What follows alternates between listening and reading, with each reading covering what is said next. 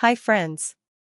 Today I'm sharing a very different, super healthy recipe, especially for those who are on a diet or trying to eat clean green salad sparkles. This recipe is quick, easy, and made with simple ingredients, and trust me, everyone is going to love it. If you're new to the channel, don't forget to subscribe.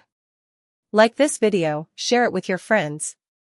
And press the bell icon so you never miss a healthy recipe bell. Now, let's get started. First, take half a cup of flour and add crushed paprika, or crackers, to it. Mix well, then add a little salt and black pepper and combine everything nicely. Next, add very thinly sliced vegetables of your choice and mix again. Now add cheese and gently mix, this will give an amazing taste. Spread the mixture evenly, pack it nicely, and bake it. After baking, you can see the result. So healthy, so delicious, and perfect for your diet plan Greenheart. You can enjoy this guilt-free while dieting, and it tastes absolutely amazing. If you liked this recipe, please subscribe to the channel. Thanks for watching, and I'll see you in the next video. Smiling face with smiling eyes sparkles.